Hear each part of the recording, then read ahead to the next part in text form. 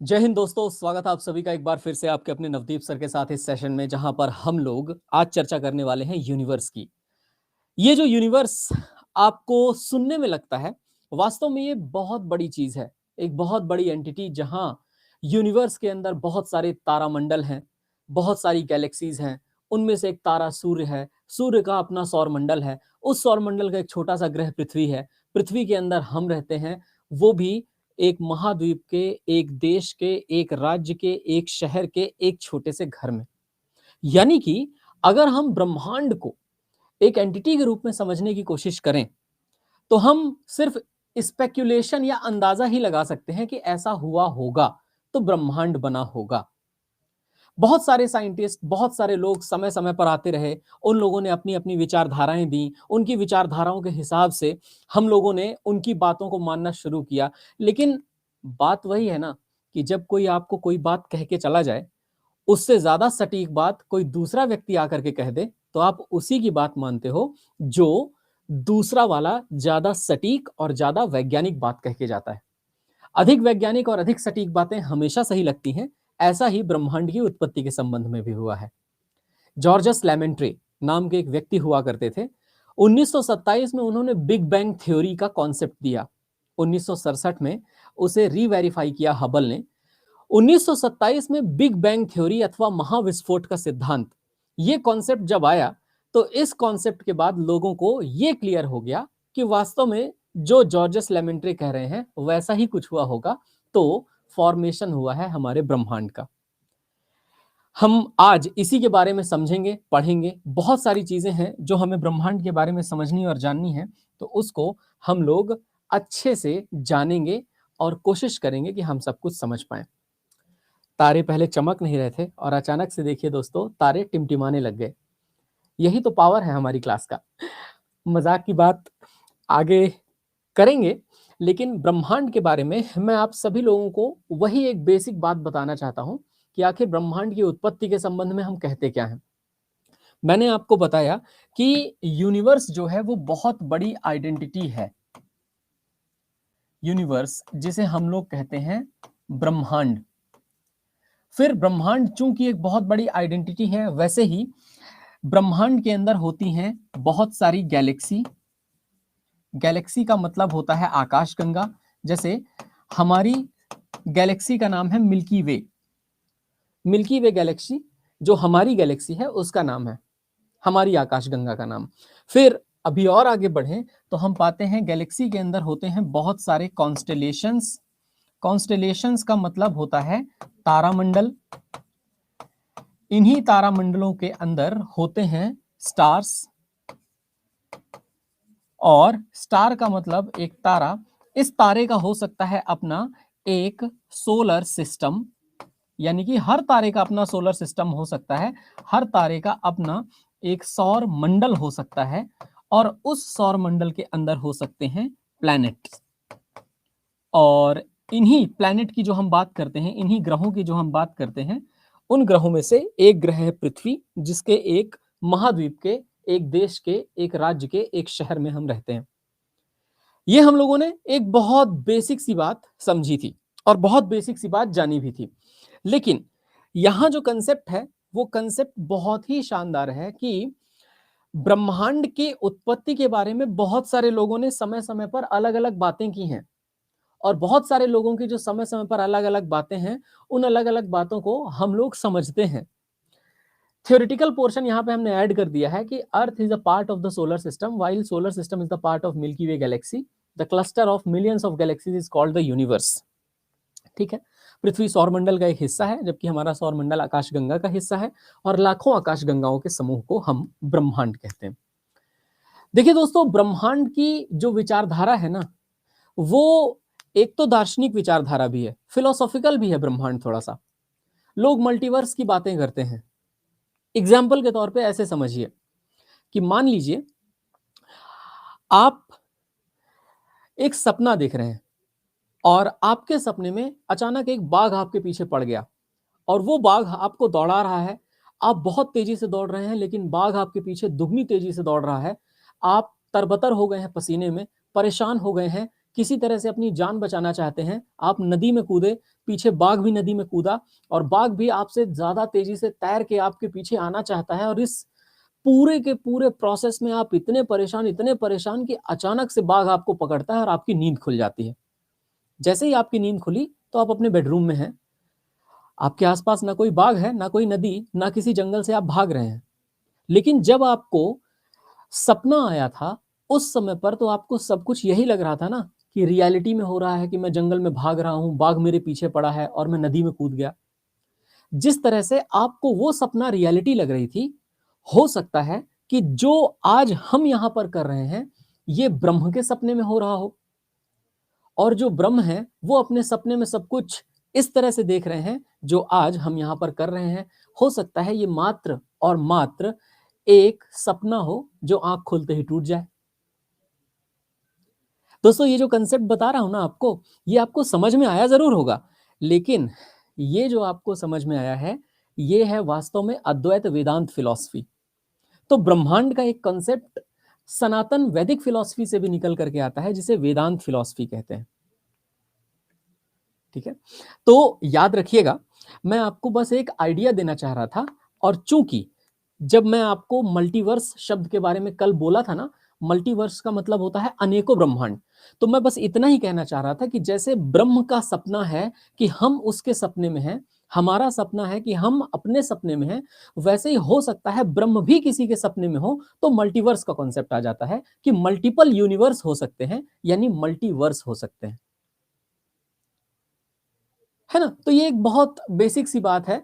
अगर हम सिर्फ सोचने लग जाएं, किसी चीज को कल्पना मात्र मानने लग जाएं, तो उसके अंदर तो न जाने कितने सारे पोल पे पोल खुलते चलेंगे, और जितने पोल खुलेंगे उतना ही हमें अंदाजा होता चलेगा कि ये दुनिया, या ये दुनिया के बियॉन्ड जो दुनिया है वो बहुत विशालकाय है, बहुत बड़ी है। तो मेरे ख्याल से आपको एक लॉजिक पता चला, जिस लॉजिक के बारे में मैं बात करना चाहता था। अब आते हैं दोस्तों कि जब हम ब्रह्मांड, आकाश गंगा, कॉन्स्टलेशन, सोलर सिस्टम, इन सब की बातें करते हैं, तो यहां हमें दो चीजें थोड़ा सा समझ करके चलनी है। पहला, अगर आपसे कोई ये कहता है कि कोई थ्योरी है, थ्योरी का मतलब किसी व्यक्ति ने अपनी कोई व्याख्या दी है, तो वो जो थ्योरी है वो थ्योरी दो तरह से हो सकती है, यानी उसकी व्याख्या का सोर्स दो हो सकता है। पहला तो ये कि हो सकता है उसकी व्याख्या मात्र एक कल्पना हो, वो एक हाइपोथेसिस हो, हम लोग हिंदी में इसे परिकल्पना कहते हैं।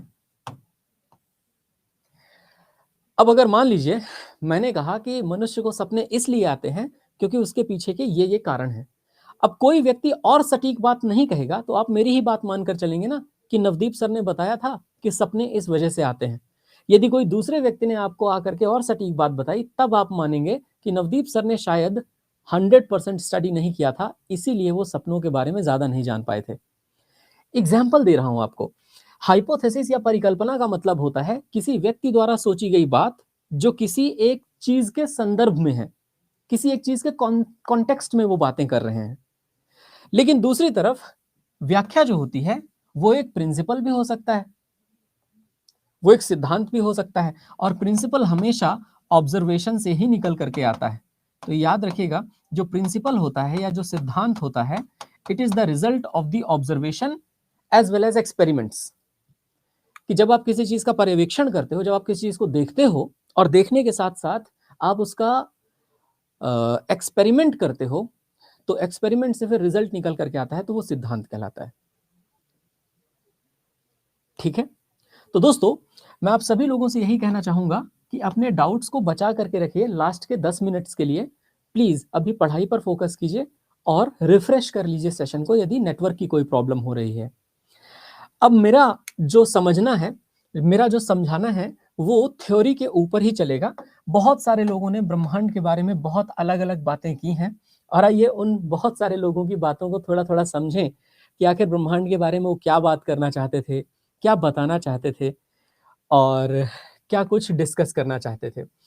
ब्रह्मांड की उत्पत्ति जॉर्जस लेमेंट्रे, मैंने इनका नाम लिया था, जॉर्जस लेमेंट्रे, ये बिग बैंग का सिद्धांत देते हैं। इसकी व्याख्या बाद में रॉबर्ट वैगनर नाम के व्यक्ति करते हैं। रॉबर्ट वैगनर 1967 में इसको और बेहतर तरीके से बताते हैं।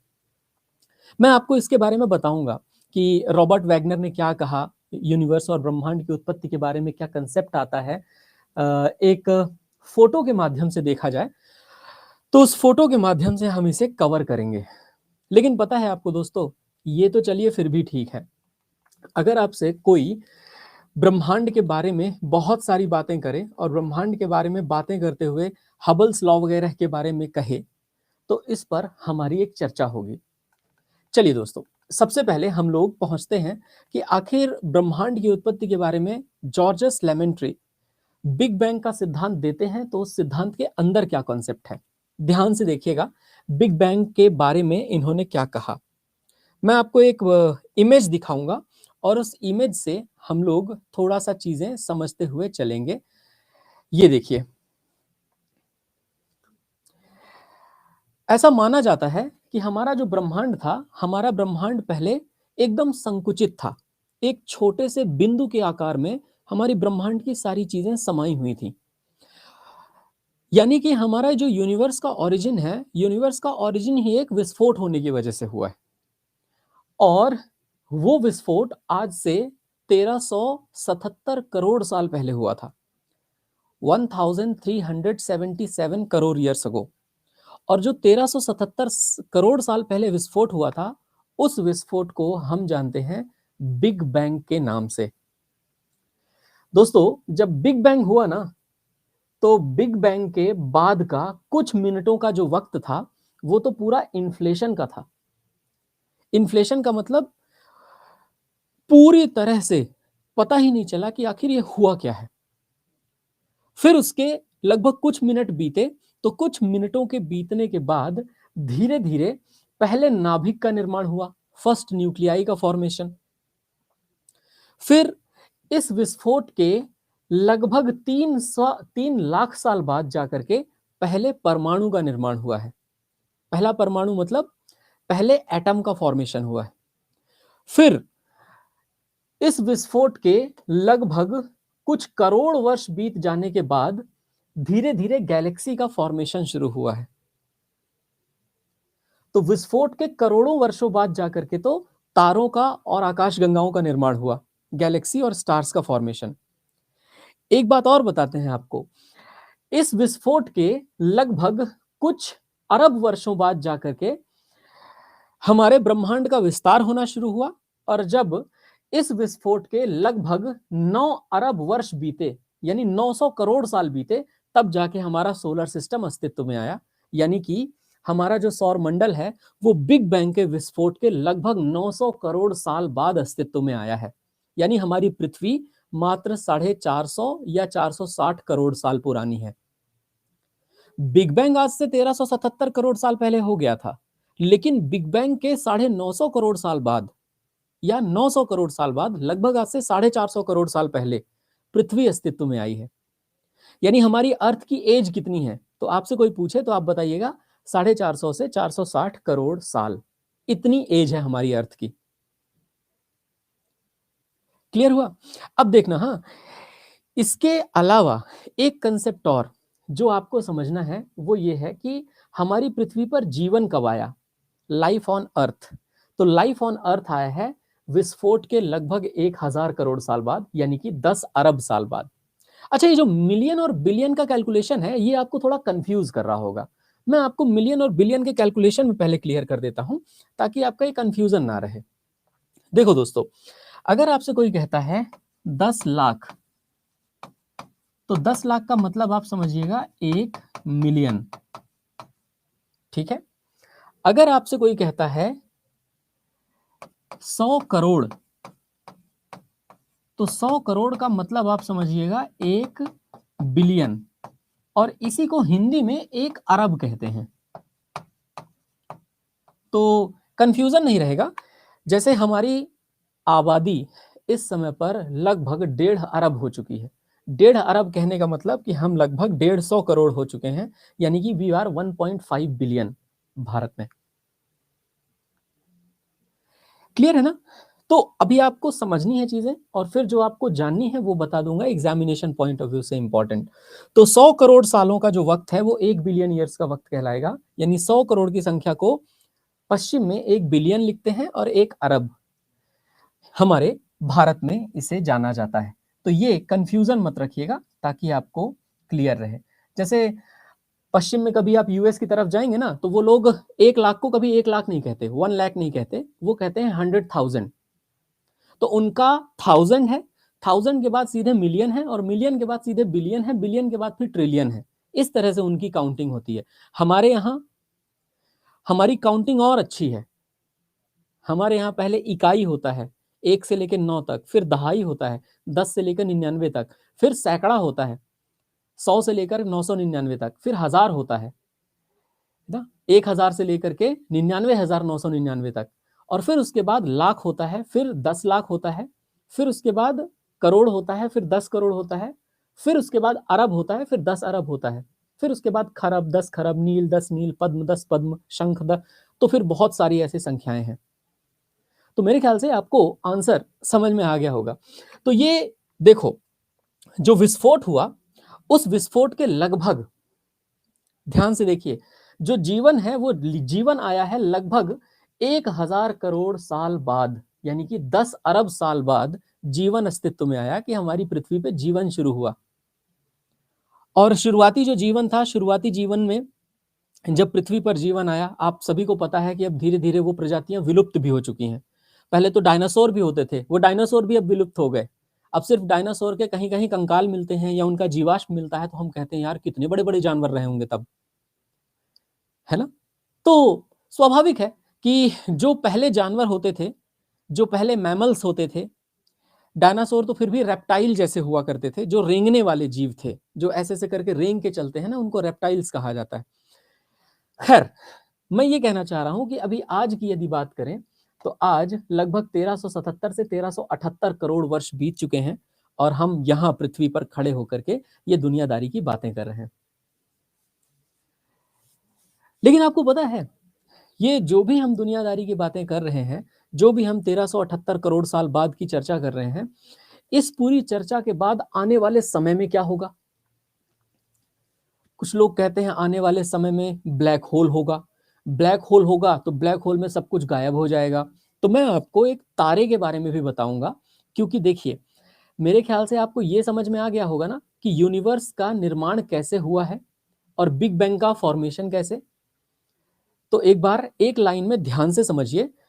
जॉर्जस लेमेंट्रे के हिसाब से ये जो पूरा ब्रह्मांड है, ये एक छोटी सी यूनिट में, एक छोटी सी इकाई में संकुचित था। उस इकाई के अंदर बहुत ज्यादा हीट बढ़ती गई। जैसे जैसे हीट और प्रेशर बढ़ता गया, धीरे धीरे अपने आप उसके अंदर इतनी मात्रा में हीट हो गई कि विस्फोट हुआ। जब विस्फोट हुआ तो विस्फोट के कुछ समय बाद का वक्त इन्फ्लेशन कहलाता है, जिसमें पता ही नहीं चला कि क्या हुआ है। उसके बाद हाई एनर्जी पार्टिकल निकले, फिर कुछ मिनटों बाद जाकर के न्यूक्लियाई, नाभिकों का निर्माण हुआ। 3 लाख साल बाद इस विस्फोट के कहीं जाकर एटम का फॉर्मेशन हुआ है, यानी एक परमाणु का निर्माण हुआ है। इस एक्सप्लोजन के लगभग कुछ करोड़ साल बाद जाकर के गैलेक्सी और तारों का निर्माण हुआ है, यानी आकाश गंगाओं का और तारों का। उस विस्फोट के लगभग कुछ अरब वर्षों के बाद ब्रह्मांड का विस्तार होना शुरू हुआ है। उसके लगभग 900 करोड़ वर्षों के बाद, यानी 9 अरब वर्षों के बाद पृथ्वी अस्तित्व में आई है, सोलर सिस्टम का फॉर्मेशन हुआ है। और फिर 10 अरब वर्ष बाद, 10 बिलियन ईयर्स बाद लाइफ जो पृथ्वी पर है वो शुरू हुई है। और आज की हम बात कर रहे हैं उस विस्फोट के 1378 करोड़ वर्ष बाद की, जहां हम हैं। आगे क्या होगा अभी आगे एक्सप्लेन करूंगा। तो दोस्तों, मेरे ख्याल से अब आपको जो ये लॉजिक है वो लॉजिक समझ में आ गया होगा। अब मैं आपको बस इसी से संबंधित कुछ और कंसेप्ट्स बताना चाहता हूं, जिन कंसेप्ट्स को आप पढ़ेंगे और आपको काफी कुछ जानकारी इकट्ठी होती जाएगी। देखो दोस्तों, ब्रह्मांड की उत्पत्ति के बारे में बिग बैंग देने वाले व्यक्ति का नाम है जॉर्जस लेमेंट्रे। याद रखिएगा, 1927 में इन्होंने थ्योरी दी थी। फिर उसके बाद रॉबर्ट वैगनर ने 1967 में इसको प्रेजेंट किया। हालांकि रॉबर्ट वैगनर भी 2 थ्योरीज देने के लिए जाने जाते हैं। याद रखिएगा, रॉबर्ट वैगनर की एक थ्योरी है जिसे लोग कहते हैं continental drift theory. Continental drift theory, यानी कि इन्होंने ही दिया है महाद्वीपीय विस्थापन का सिद्धांत। जो मैं आपको आगे चल करके पढ़ाऊंगा महाद्वीप पढ़ाते समय। और दूसरा, इन्होंने ही दिया है एक और सिद्धांत जिसे कहा जाता है प्लेट टेक्टोनिक्स। इसे मैं फिजिकल ज्योग्राफी में पढ़ाऊंगा। प्लेट टेक्टोनिक्स का मतलब प्लेट विवर्तनिकी का सिद्धांत। तो दो सिद्धांतों का जनक किसे माना जाता है? रॉबर्ट वैगनर को। रॉबर्ट वैगनर ने कॉन्टिनेंटल ड्रिफ्ट थ्योरी दी है, महाद्वीपीय विस्थापन का सिद्धांत, और दूसरी थ्योरी इनकी है प्लेट टेक्टोनिक्स यानी प्लेट विवर्तनिकी। आगे चल करके मैं बताऊंगा आपको, टेंशन लेने की आवश्यकता नहीं है, मैं सब कुछ एक्सप्लेन करते चलूंगा, आप अपने डाउट्स को बचा कर रखिए। दोस्तों, हमने यूनिवर्स के क्रिएशन की बात समझ ली, लेकिन अभी हम सोलर सिस्टम के क्रिएशन की बात नहीं कर रहे। हमने अभी तक कोई चर्चा नहीं की है सौरमंडल कैसे बना। हमने आज से 1378 करोड़ साल पहले की बात की, या 1377 करोड़ साल पहले की। अब जब हम अगली क्लास में आएंगे तो सोलर सिस्टम के क्रिएशन की भी बात करेंगे, जो कि आज से मात्र 450 करोड़ साल पहले हुआ है। तो कहां 1377-78 करोड़ साल पहले की बात, और कहां आज से 450 करोड़ साल पहले की बात। इन दोनों के बीच में लगभग 900 करोड़ सालों का फर्क है, जो आपको समझना भी है। लेकिन अब आपको ध्यान से कुछ बातें सुनना है, वो आप बड़े लॉजिक के साथ सुनिएगा। जितना लॉजिक के साथ सुनेंगे उतना ही बेहतर तरीके से आप इसको कर पाएंगे। मैं आपसे रिक्वेस्ट करता हूं, प्लीज कमेंट को थोड़ा देर के लिए रोकिए। आपके लास्ट में कमेंट या डाउट्स बचेंगे ही नहीं, ये मेरा वादा है। मैं जानता हूं आप क्या पूछने वाले हैं आगे चल के। चलिए खैर, ये तो मैंने आपको बताया। हमारी जो आकाशगंगा है ना, हमारी आकाशगंगा का नाम है मिल्की वे।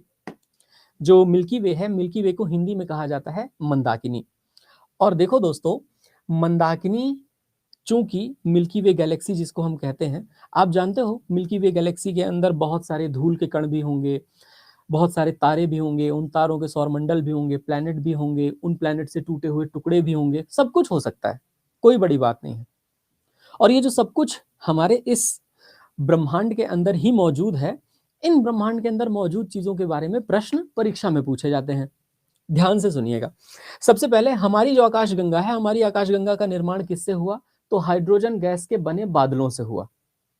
अब हाइड्रोजन गैस के जो बादल हैं, विशाल बादल हैं, उन्हें निहारिका कहा जाता है, उनको कहा जाता है नेबुला। तो देखो दोस्तों, हाइड्रोजन व धूल के बादल, हाइड्रोजन व धूल के बादल को, अथवा cloud of dust and hydrogen is called nebula. और नेबुला के बारे में सबसे पहले बताने वाले एक व्यक्ति का नाम हुआ करता था लैप्लास। आप लोगों ने लैप्लास का नाम सुना है? लैप्लास एक ऐसे व्यक्ति हुआ करते थे जिन्होंने हमें कष्ट दिए हैं, अगर आपने बीएससी की होगी मैथमेटिक्स से, या आपने इंजीनियरिंग की होगी। लैप्लास बहुत ज्यादा कष्ट देने वाले व्यक्ति हैं। उन्होंने लैप्लास ट्रांसफॉर्मेशन के माध्यम से बड़े सारे कष्ट दिए हैं हमें। और जो लैप्लास हैं, लैप्लास के बारे में एक खास बात ये भी कही जाती है कि उन्होंने जब नेबुला के बारे में अवधारणा दी, तो नेबुला के बारे में अवधारणा देते हुए या परिकल्पना देते हुए उन्होंने नेबुला को और एक्सप्लेन करते हुए ये कह दिया कि नेबुला से ही हमारा सौरमंडल बना है। यानी कि कुल मिलाकर के उन्होंने कहा कि डस्ट थी, हाइड्रोजन थे, धूल उल के कण थे, अचानक उनमें ऐसे करके तूफान आया, तो तूफान आने की वजह से जो भी धूल के कण भारी थे वो सब बीच में इकट्ठे हो गए, जो भी हल्के हल्के थे वो साइड साइड में दूर जाते गए। तो दूर जो गए उन्होंने जा करके पृथ्वी, शुक्र ग्रह और है ना बृहस्पति, शनि, अरुण, वरुण जैसे ग्रह बना दिए, और जो बीच में था वो सूर्य बन गया। ऐसा लाप्लास ने कह दिया था एक बार। लाप्लास की बात लोगों ने मान भी ली थी, क्योंकि लाप्लास थे भाई फेमस आदमी। लेकिन वही है कि जब कोई व्यक्ति आपको आकर के ज्यादा लॉजिकली बात बताता है, तो फिर आप पहले वाले की बात को काट देते हो। एग्जैक्टली ऐसा ही हुआ। लैप्लास की बातों को नेबुला तक लोगों ने सही माना। लैप्लास नेबुला के बारे में एकदम सही कह के गए। डस्ट ऑफ, है ना, देखो यहां पे cloud of dust and hydrogen. तो हाइड्रोजन और डस्ट के क्लाउड को निहारिका कहते हैं। वास्तव में ये जो नेबुला या निहारिका है, यही निहारिका पूरे के पूरे हमारे ब्रह्मांड में मौजूद है। हमारी सभी आकाशगंगाएं इसी से मिलकर के बनी हुई हैं। और तो और हमारी आकाशगंगा के बारे में बहुत सारी बातें भी कही जाती हैं और बहुत सारी बातों में कुछ पॉइंट्स आपको थोड़ा समझना है। सबसे पहला, चूंकि डस्ट की ही बात है ना, तो जैसे ये आकाशगंगा है हमारी, अब गोल नहीं है। आप लोगों ने कभी भी स्पाइरल बाइंडिंग कराई होगी अपनी कॉपी में, वो स्पाइरल जैसी शेप की है। ऐसे स्पाइरल कैसा शेप होता है, देखो दोस्तों, स्पाइरल जो शेप होता है ना, स्पाइरल शेप ऐसा होता है कि यहां पर ऐसे ऐसे ऐसे कुछ ऐसे शेप की है हमारी ये आकाशगंगा। लेकिन इस आकाशगंगा की एक खास बात यह है कि इस आकाशगंगा का 3 इसकी रोटेटिंग आर्म्स हैं। कहने का मतलब यह है कि आकाशगंगा तो अपनी जगह है स्पाइरल शेप में। इसको स्पाइरल को अगर हिंदी में कहा जाए तो हिंदी में कहा जाता है सर्पिलाकार। और ये सब हमने टेलीस्कोप से देखा, ठीक है ना। सर्पिलाकार है, स्पाइरल है, पर इसकी 3 रोटेटिंग आर्म्स हैं। एक ऐसे, दूसरी ऐसे और तीसरी ऐसे। रोटेटिंग आर्म्स कहने का मतलब यह है कि जो भी क्लाउड हैं, नेबुला, हाइड्रोजन और धूल के बादल, हाइड्रोजन और धूल के बादल ऐसे 3 तरफ निकले भी हुए हैं, बस। तो हमारी जो आकाशगंगा है मंदाकिनी या मिल्की वे है तो स्पाइरल शेप की, लेकिन 3 हाइड्रोजन और धूल के बादल 3 तरफ निकले भी हुए हैं। इसीलिए लोग कहते हैं कि कितनी आर्म्स हैं हमारी मिल्की वे की, तो हम कहते हैं 3, ठीक है ना। तो 3 रोटेटिंग आर्म्स, और ये जो 3 रोटेटिंग आर्म्स हैं, ये 3 रोटेटिंग आर्म्स इस सर्पिलाकार हाइड्रोजन व धूल के बादलों की ही हैं, और इन्हीं को हम लोग कहते हैं 3 घूर्णन भुजाएं। तो ये पॉइंट याद रखना है, एग्जाम में खूब पूछा गया है। अगर आप देखो इसका शेप, तो शेप बड़े ध्यान से, हर मिल्की वे अलग अलग तरह की हो सकती है, हमारी वाली कुछ ऐसी है। अब आप देखिए, इनकी आपको ऐसे रोटेटिंग आर्म्स दिख रही है ना। हमारी वाली जो मिल्की वे है ना, हमारी वाली मिल्की वे इस तरह की है, स्पाइरल वाली। और अब आप समझ सकते हो कि इसकी ये अलग अलग आर्म्स हैं। अब इस वाले स्पाइरल में 4 आर्म्स दिख रही हैं, हमारी वाली मिल्की वे में 3 ही हैं, बात खत्म, ठीक है। इस वाले में तो आपको 4 दिख रही हैं। ये एग्जाम्पल है कि स्पाइरल वाली इस तरह होती है, पर हमारी वाली में 3 ही हैं, 4 ना होकर के 3 भुजाएं हैं। तो ये हमें एग्जाम में पूछा हुआ क्वेश्चन है। बाकी तो खैर ठीक है, अलग अलग तरह की गैलेक्सी अलग अलग तरह होती है। आप दुनिया भर के एग्जाम्पल देख सकते हो जो आपको दिखेंगे, और इतने सारे एग्जाम्पल्स को आपने पढ़ना भी नहीं है, इतने सारे एग्जाम्पल्स को आपको याद करने की भी आवश्यकता नहीं है। अब देखिएगा, एक मिल्की वे के बारे में क्वेश्चन पूछा जाता है दोस्तों। ये देखो आपको पता है हमारी जो मिल्की वे है उसके सबसे ज्यादा नजदीक कौन सी ऐसी आकाशगंगा है? तो मिल्की वे के सबसे नजदीक अगर कोई आकाशगंगा है तो उसका नाम है एंड्रोमेडा। ये क्वेश्चन एग्जाम में पूछा गया। नियरेस्ट गैलेक्सी, तो हमारी गैलेक्सी से नियरेस्ट गैलेक्सी मिल्की वे से नियरेस्ट है एंड्रोमेडा।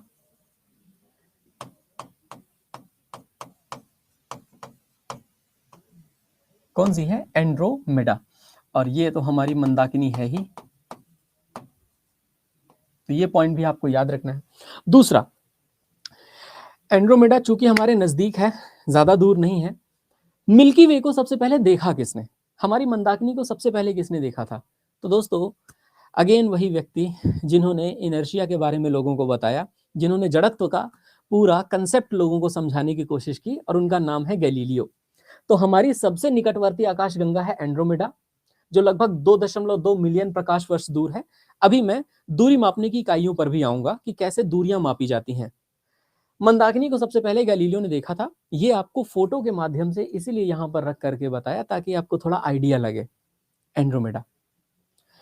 और अब दूसरे वाली जो गैलेक्सी है, दूसरे वाली गैलेक्सी में क्या है, कौन से इंसान रहते हैं, किस तरह के एलियंस रहते हैं, इस बात को हम अभी तक नहीं जानते, क्योंकि हम दूसरी गैलेक्सीज तक नहीं जाते हैं।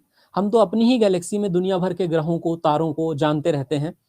हाँ, ऐसा जरूर है कि बहुत सारे मिशंस भेजे गए हैं, पर इस बात से नकारा नहीं जा सकता कि जो चीजें हम नहीं जानते वो होती नहीं होंगी। जैसे अगर मान लीजिए आपसे कोई पूछे कि क्या दूसरी आकाशगंगा में मनुष्य रहते होंगे या एलियंस पाए जाते होंगे, तो आप इस बात से बिल्कुल मना मत कीजिएगा। जो चीज आपने देखी नहीं, इसका मतलब ये होती नहीं। ऐसा सिर्फ चार्वाक लोग कहा करते थे फिलॉसफी में। लेकिन एक बात बताइए, अगर आपने हवा को कभी देखा है, लेकिन हवा होती है ना। चार्वाक लोगों का यह कहना था कि जो चीजें होती हैं सिर्फ उन्हीं को मानो, जो होती ही नहीं उनको मत मानो। आपने धूप कभी नहीं देखी, आपने सिर्फ धूप के प्रभाव देखे हैं। आप कभी लाइट को देख ही नहीं सकते, आप सिर्फ लाइट के इफेक्ट को देख सकते हो। तो क्या लाइट नहीं होती? ऐसा है। तो हम जो नहीं जानते उसके बारे में नहीं कह सकते कि वो होता नहीं होगा, डेफिनेटली होता होगा दोस्तों। ऐसे ही लोग भगवान के बारे में कहते हैं, है ना। देखो दोस्तों, एक और कॉन्सेप्ट जो है, एक और कॉन्सेप्ट मैं यहां पर आपको एक्सप्लेन करना चाहूंगा और इनका एक्सप्लेनेशन पकड़िएगा। सुपरनोवा नाम का शब्द आता है हमारे सामने। सुपरनोवा क्या है? तो मैं एक तारे के ऊपर जाऊंगा और एक तारे की लाइफ से संबंधित कुछ चीजें डिस्कस करूंगा पहले। और जैसे ही तारे के लाइफ से संबंधित चीजें डिस्कस करूंगा, तारे से आपको काफी कुछ समझ में आएगा। जैसे ये है एक life cycle of a star. देखिए, ये जो फोटो आपको दिख रही है ये सुपरनोवा की है। सुपरनोवा ऐसा नहीं लग रहा आपको विस्फोट हो रहा है ऐसे बम सा? ठीक, ये देखिए सुपरनोवा ऐसा नहीं लग रहा है एकदम विस्फोट हो रहा है। ये विस्फोट ही है, लेकिन सुपरनोवा हमारे इस पूरे ब्रह्मांड का सबसे मजबूत विस्फोट है। बहुत बड़ा विस्फोट है जो होता है। ये क्यों होता है वो बताता हूं आपको। क्योंकि सुपरनोवा क्यों विस्फोट होता है, सुपरनोवा के अंदर क्यों ब्लास्ट होता है, व्हाई डज इट हैपन, इसके पीछे क्या रीजन है। तो देखो दोस्तों, यहां पर कंसेप्ट को थोड़ा ध्यान से समझने की कोशिश कीजिएगा। हम कह रहे हैं कि नेबुला से तारा बनता है। आइए वो कॉन्सेप्ट को भी देखा जाए। बहुत बढ़िया कॉन्सेप्ट था जो हम लोगों ने समझने की कोशिश की थी कि नेबुला से तारे का निर्माण होता है। जब नेबुला से तारा बन ही रहा है तो स्वाभाविक है कि उस तारे में, ये देखिए नेबुला,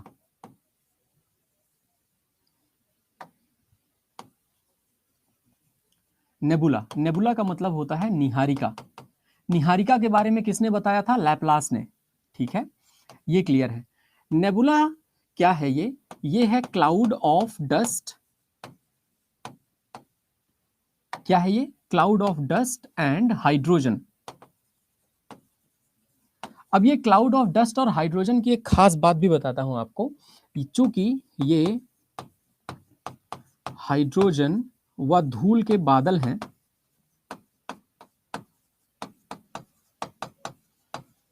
इन्हीं को आप कहते हो तारों का रॉ मटेरियल। तारों का रॉ मटेरियल कहने का मतलब यह है कि तारे इसी नेबुला से बनते हैं। तो नेबुला से ही तारों का निर्माण होता है। तारों का निर्माण, फॉर्मेशन ऑफ स्टार्स। लेकिन ये जो फॉर्मेशन ऑफ स्टार्स होता है, इसमें एक पॉइंट और ऐड हो रहा है दोस्तों, ध्यान से सुनिए। तारों का निर्माण जब होगा ना, तो तारों का निर्माण होने के समय पर दो चीजें मुख्यतः हमें समझनी पड़ेंगी। तारे या तो सूर्य से बड़े हो सकते हैं या तो सूर्य से छोटे। सूर्य क्या है? तारा है या नहीं? आप लोगों ने ये पढ़ा है, सन इज अ स्टार। तो सूर्य एक तारा है, या तो तारे से बड़ा हो सकता है तो तारे से छोटा। अब आप देखिएगा, तारों का निर्माण हुआ तो तारों के निर्माण में एक लिमिट होती है जिसे हम लोग कहते हैं CSL। CSL का मतलब होता है चंद्रशेखर लिमिट।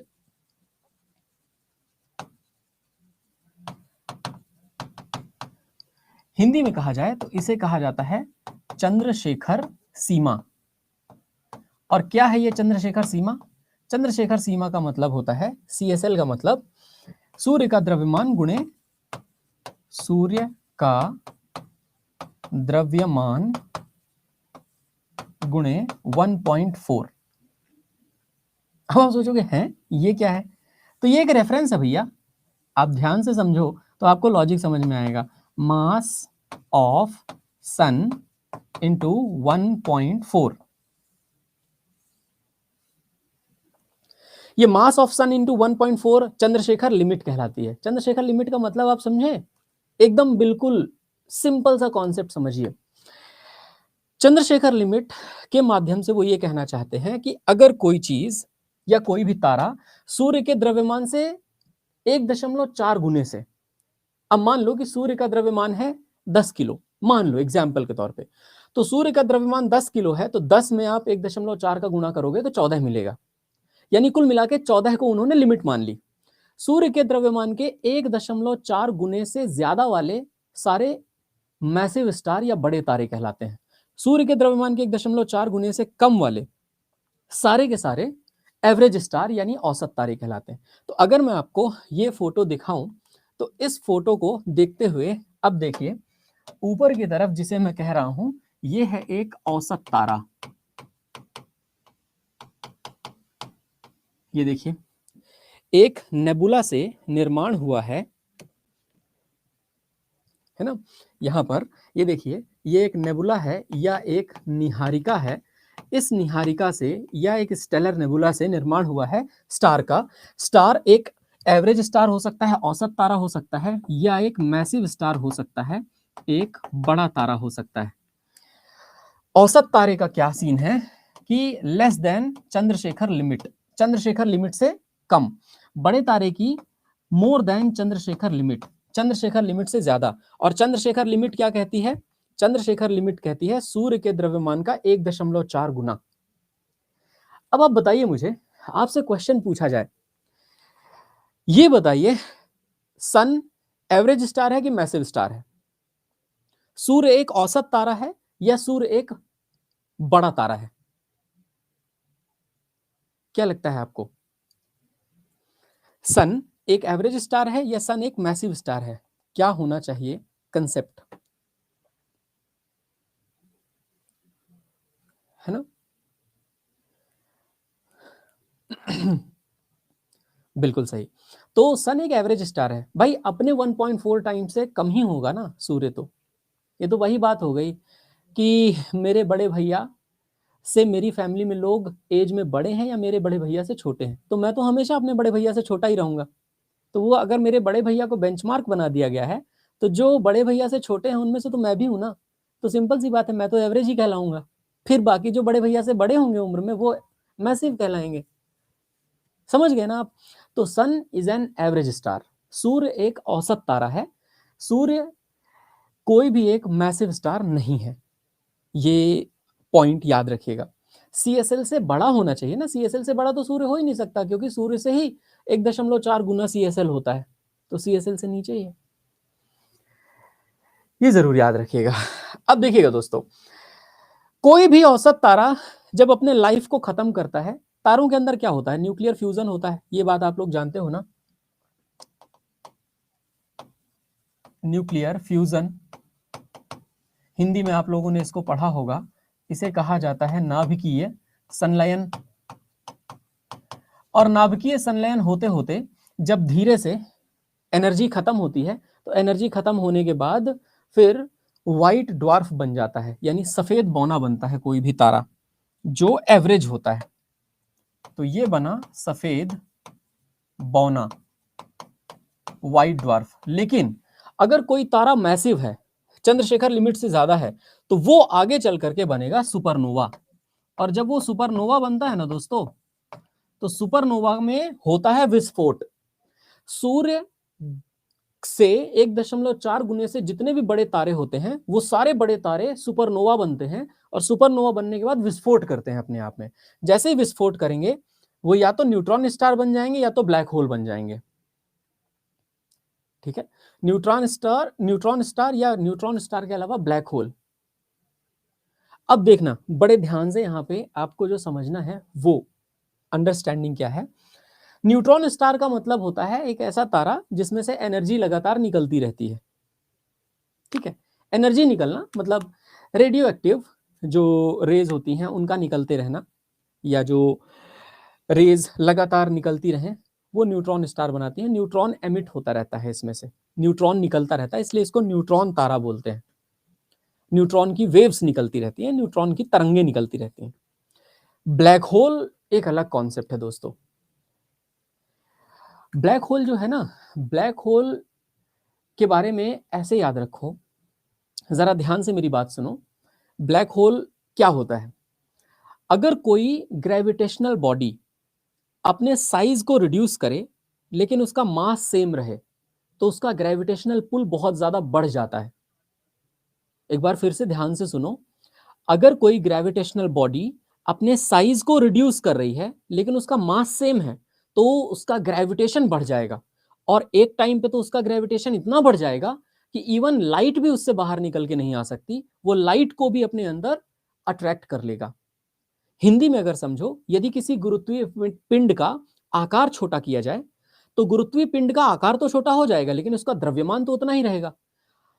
जब बराबर द्रव्यमान की कोई भी गुरुत्वीय पिंड का आकार छोटा होता है तो उसका गुरुत्वाकर्षण बढ़ता जाता है, और जितना ज्यादा गुरुत्वाकर्षण बढ़ेगा वो आसपास की चीजों को अपनी तरफ आकर्षित करेगा, और यदि ऐसी स्थिति में गुरुत्वाकर्षण पहुंच गया कि उसमें से प्रकाश की किरणें तक बाहर नहीं निकल पा रही तो समझिए कि वह एक ब्लैक होल है।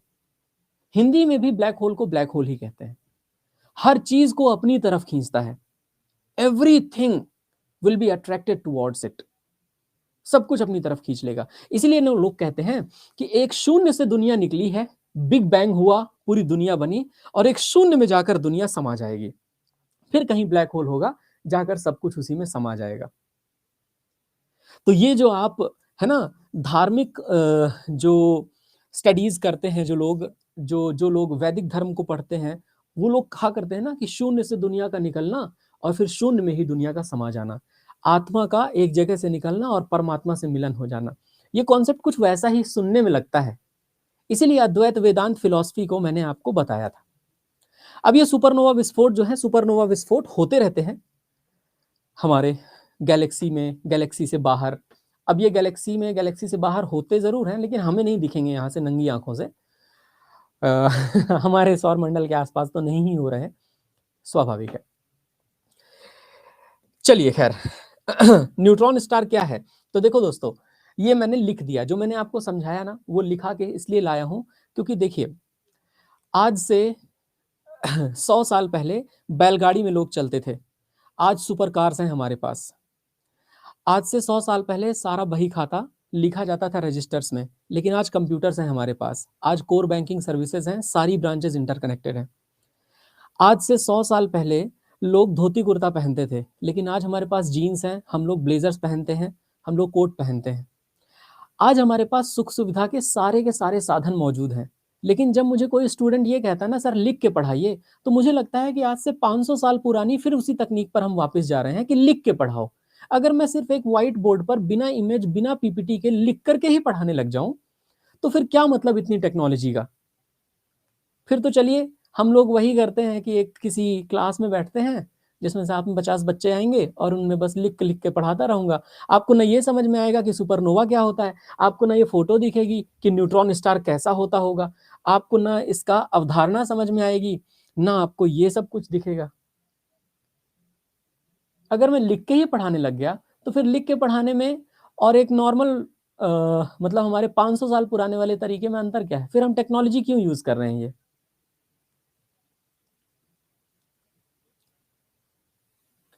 क्या लगता है आपको?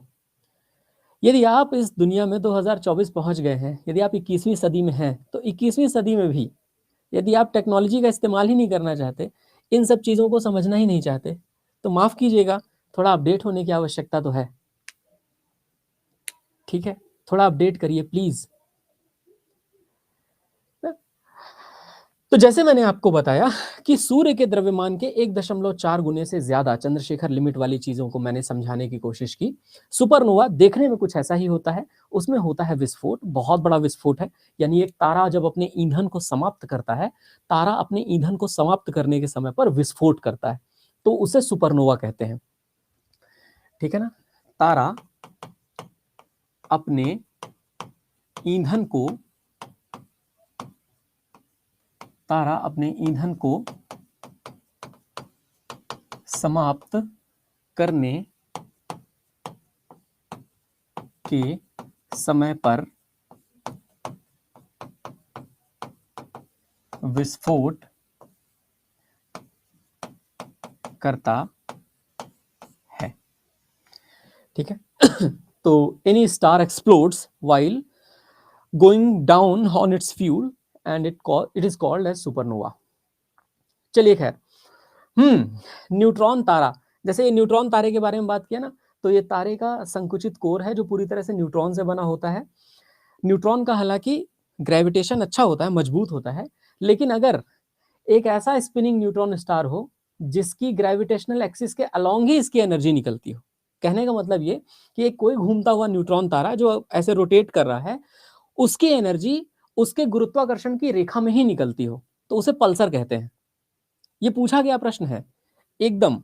ये जो है ना, ये एक बहुत सिंपल सा स्टेटमेंट का क्वेश्चन है कि spinning star that emits energy along its gravitational axis, सीधे सीधे पूछा हुआ है। क्लियर है ना सभी को? ये बताइए, एकदम सिंपल है लॉजिक, एकदम सिंपल लॉजिक ये है कि जब एक तारे में विस्फोट हुआ, तारे में विस्फोट होने के बाद उसमें से एक न्यूट्रॉन तारा निकला। वो जो न्यूट्रॉन तारा है, उस न्यूट्रॉन तारे के अंदर से जो भी न्यूट्रॉन निकल रहे हैं, अगर गुरुत्वाकर्षण की दिशा में निकलेंगे, जिधर उसका ग्रेविटेशन है उसी दिशा में निकल रहे हैं, तो उसको पल्सर कहते हैं। और न्यूट्रॉन निकल रहे हैं तो उसको न्यूट्रॉन तारा कहते हैं। तो एक न्यूट्रॉन तारा जिसका न्यूट्रॉन गुरुत्वाकर्षण की दिशा में निकले, उसे पल्सर कहा जाता है। ये है बस डिफरेंस। ठीक है, एकदम सिंपल सा लॉजिक है ये आप एक बार फिर से इसको पढ़ेंगे, जो मैं मुझसे आपने सुन रखा है उसे फिर से सुनेंगे तो आपको अपने आप याद हो जाएगा, इसमें कुछ और नहीं है। दूसरा, अगर मैं केवल लिख करके आपको बताने लग गया तो मैं आपको भरोसा दिलाता हूं ये क्लास लगभग दिसंबर तक चलेगी, क्योंकि मैं ये चीजें लिखूंगा जो ऑलरेडी लिखी हुई हैं, और फिर हमारी क्लास दिसंबर तक जाएगी, क्योंकि मैं पढ़ाने में कोताही नहीं करता। अगर आपको दिसंबर तक इस क्लास को ले जाना है तो बता दीजिए, मैं कल से अपना अप्रोच चेंज कर दूंगा और हमारा बैच डिले कर दूंगा। मैं लगभग 1.5 महीने 2 महीने के आसपास डिले हो जाएगा, केवल मात्र लिख लिख के पढ़ाने की वजह से, क्योंकि कंटेंट आधा से कम कवर हो पाएगा। ठीक है, क्लियर हुआ ना? मैं आपको सीधे सीधे भरोसा दिलाता हूं दोस्तों, मैं ईमानदारी की बातें करता हूं, मैं कभी भी ऐसे बेईमानी की बातें नहीं करता। मैं आपका कंटेंट नहीं छांटना चाहता, आप लोगों को चाहता हूं कि बेहतर तरीके से आप इसे पढ़ लें। यदि आप इसे पढ़ने में थोड़ा सा ध्यान लगाएंगे तो आपको अच्छे से समझ में आ जाएगा। मैं जो आपको बता रहा हूँ वो एक फैक्ट है, वो कोई एक अलग कंसेप्ट नहीं है, कोई ऐसा न्यूक्लियर साइंस नहीं पढ़ा रहा हूँ आपको। बहुत सिंपल सा फैक्ट है ये, और बहुत सिंपल सा फैक्ट है, मतलब तारा है, चंद्रशेखर लिमिट से ज्यादा बड़ा होगा तो विस्फोट हो जाएगा उसमें। ये तो वैसे ही हो गया कि जैसे मैं अपना नाम बताऊं, अपने पिताजी का नाम बताऊं, अपने दादाजी का नाम बताऊं, अब उसमें भी आप कहें मुझे समझ में नहीं आया, तो बताइए मैं आपको कैसे बताऊं? है ना, it's very easy, very very easy. ठीक है, तो मेरे ख्याल से दोस्तों ये देखो जैसे ये एक देखिए, बहुत सारे स्टूडेंट्स को अब मैं कहता हूं कि मीटियोर और मीटेरॉइड्स वगैरह में क्या फर्क होता है। मेरा कहने का मतलब ये है कि जब ये इतने सारे ग्रह बने होंगे तो हमारे अंतरिक्ष में इन ग्रहों के टकराने की वजह से कहीं टूटे फूटे टुकड़े भी तो होंगे ना। अब वो जो टूटे फूटे टुकड़े हैं उनको मेटेरॉइड कहते हैं, उनको उल्का कहा जाता है। ये उल्का है मेटेरॉइड। अब ये मेटेरॉइड अगर पृथ्वी की तरफ आने लग जाए तो पृथ्वी की तरफ आने लग जाने के सिस्टम में ये हमारे वायुमंडल में पहुंचेगा, और जब हमारे वायुमंडल में पहुंचेगा तो वायु के घर्षण की वजह से जल उठेगा। और जब वायु का घर्षण होता है और जल उठता है, जैसे किसी भी चीज को हवा में बहुत तेजी से लेकर के जाइए तो हवा का जो ड्रैग है उस चीज को टेम्परेचर बढ़ा करके जला सकता है, ऐसा होता है। तो कोई भी मेटेरॉइड या कोई भी उल्का पिंड जब हमारी पृथ्वी की तरफ आता है तो वह हमारे वायुमंडल में हवा के टकराने की वजह से जल उठता है, और जब हवा के टकराने की वजह से जल उठता है तो उसे हम मीटेरॉइड नहीं, उसे मीटियोर कहते हैं, उसे उल्का कहते हैं। और फिर जाकर के जब वो हमारी पृथ्वी पर टकरा जाता है तो कई बार गड्ढा हो जाता है। महाराष्ट्र में लोनार झील का निर्माण इसी वजह से हुआ है, क्योंकि एक उल्का पिंड आकर के पृथ्वी पर टकराया था, महाराष्ट्र में लोनार झील का निर्माण हुआ।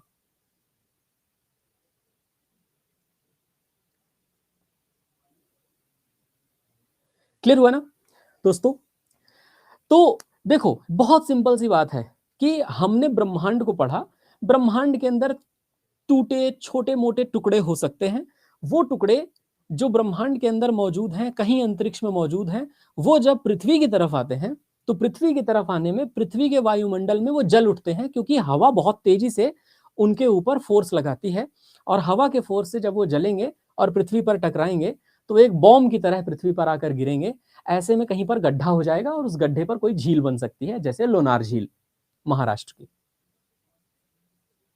एकदम बहुत सिंपल सा concept, very simple, very logical, clear. इसके अलावा देखिए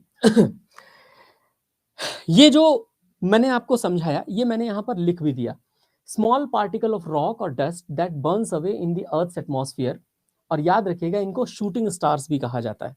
तो अगर आपसे कभी क्वेश्चन पूछ दिया जाए कि बताइए शूटिंग स्टार्स क्या हैं, तो भाई जो हमारी तरफ जलते हुए आएगा वही तो शूटिंग स्टार होगा, और वो शूटिंग स्टार कोई और नहीं बल्कि मीटियोर है, उसी को हम उल्का कहते हैं। कोई भी अंतरिक्ष में टूटा फूटा टुकड़ा, किसी भी ग्रह का टूटा हुआ टुकड़ा, ठीक है, क्लियर है ये। चलिए, इससे संबंधित और भी बहुत सारी चीजें हैं, जैसे तारामंडलों के बारे में बात की जाती है, पर उन तारामंडलों के बारे में मैं आपको प्रैक्टिस सेशन के अंदर कवर करवाऊंगा। अभी आप लोगों के थोड़े डाउट्स ले लेता हूं, और डाउट्स लेकर के आपको उसके बारे में थोड़ा सा एक्सप्लेन कर देता हूं। बताइए संजीत जी, मैं आपको रिक्वेस्ट करना चाहता हूं कि यदि आपको कोई दिक्कत है तो आप पर्सनली अड्डा 24/7 पर एक बार कांटेक्ट कीजिए, वो आपसे हमारी बात करवा देंगे। कमेंट्स में बहुत एग्रेसिव लिखने की आवश्यकता नहीं होती है दोस्त। अगर आप एग्रेसिव लिखोगे भी तो यहाँ पर कोई नहीं सुनेगा। आप उसके चैनल के थ्रू आइए, या आप मुझे कहीं पर ढूंढ लीजिए, इंस्टाग्राम टेलीग्राम पर नवदीप सिंह नाम है मेरा, आपको मिल ही जाऊंगा। आप मुझसे सीधे बात कर लीजिए, मैं आपका डाउट सॉल्व कर दूंगा डियर, ठीक है। हाँ जी, हाँ, कॉन्स्टेलेशन वर्सेस गैलेक्सी। अंकिता, कल की क्लास में मैंने बताया था गैलेक्सी के अंदर तारामंडल होते हैं। गैलेक्सी आकाशगंगा इज अ बिगर पार्ट, जिसके अंदर कई सारे कॉन्स्टेलेशंस हो सकते हैं। So constellation is a smaller part under a galaxy. Neutron star में अगर न्यूट्रॉन के निकलने की डायरेक्शन ग्रेविटेशनल एक्सिस के अलोंग हो अद्वैत, तो उसे पल्सर कहते हैं, ठीक है। सोलर सिस्टम के बारे में अभी बताऊंगा, सोलर सिस्टम की नेक्स्ट क्लास होगी तब मैं एक्सप्लेन करूंगा। शूटिंग स्टार को मीटियोर कहते हैं, रिमझिम। सिंपल सा कॉन्सेप्ट ये है कि मेटेरॉइड है वो अगर बाहर है, वायुमंडल में आके जल उठा तो मीटियोर है, बस।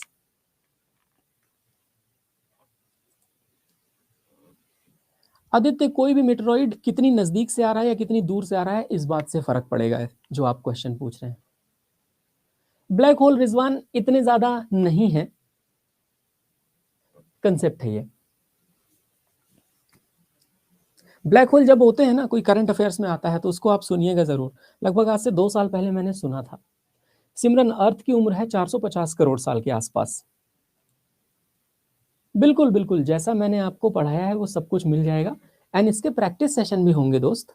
अभी 2 दिनों बाद मैं प्रैक्टिस करवाऊंगा, तो वापस से सारे कॉन्सेप्ट रिवाइज करवाऊंगा, कोई बड़ी बात नहीं है इसमें। हाँ, परम, कॉमेट का मतलब होता है हमारा जो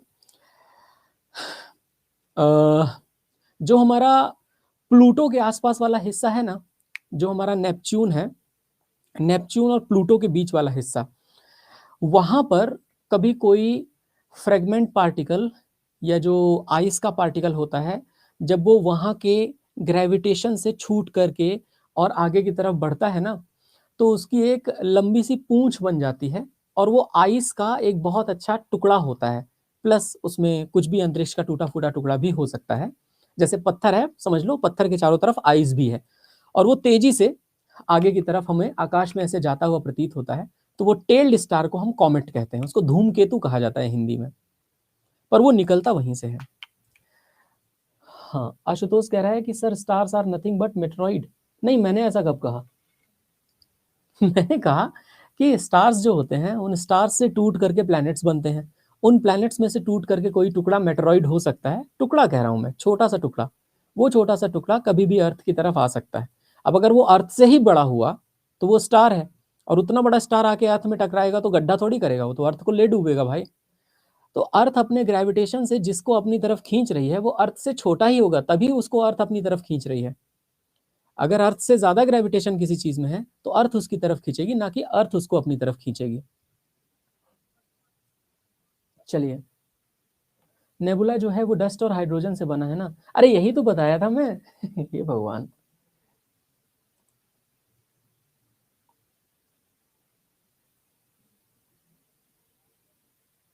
एमसीक्यूज क्वेश्चन प्रैक्टिस सेशन में होंगे। प्रैक्टिस सेशन, अरे यार आप लोगों को मैंने कल के सेशन के साथ ये भी प्लान पूरा दिया था कि कौन सा प्लान मैं पढ़ाऊंगा। तो वो जो प्लान है वो ऑलरेडी दिया हुआ है आपको, तो वो जो प्लान है उस प्लान को पढ़ लीजिए ना।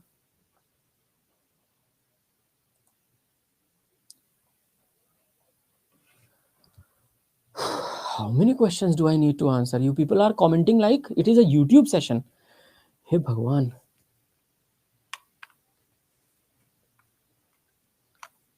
आशुतोष, एवेंजर्स फिक्शन है, रियलिटी नहीं है। चलिए, हाँ, तो देखो जहां पर आप अपने सेशंस को देखते हो ना, आप सेशन में पीछे जाओगे यहीं से, तो पीछे जाने के बाद आपको एक ब्लू कलर का ऑप्शन आता है लेक्चर को डाउनलोड करने का। उसी के जस्ट नीचे पीडीएफ का भी ऑप्शन होता है, वहीं से पीडीएफ क्लिक करके डाउनलोड कर लिया कीजिए। कोई भी जो हमारा सेशन होता है ना, उस सेशन में ही पीडीएफ लगी हुई मिलती है आपको। जस्ट आप इस सेशन के पूरा होने के 2 मिनट बाद मैं इसको कंप्रेस करके लगा दूंगा। मैं ये कह रहा हूँ कि थोड़ा ऐप को एक्सप्लोर करिए, ऐप के अंदर ही आपको सब कुछ मिल रहा है। तो बस लेक्चर के जहां पर नीले कलर का डाउनलोड करने का ऑप्शन है, उस नीले कलर के डाउनलोड करने के ऑप्शन के जस्ट नीचे ही आ जाएगा। ठीक है, चलिए, ये जो मैंने लिख करके अभी आपको पढ़ाया था ये सब कुछ आपको दे दूंगा, आप इसको पढ़िएगा please.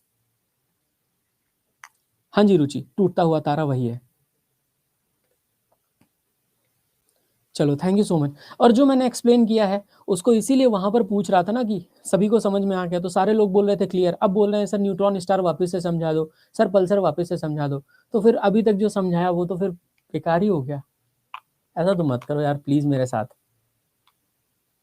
Had it been an offline class, I would have definitely, taken some strict actions against you all, that you people are not paying attention to me. 100%। मैं स्कोल्ड करता तुम लोगों को। Thank you so much. And हाँ, don't forget to give me 5 stars.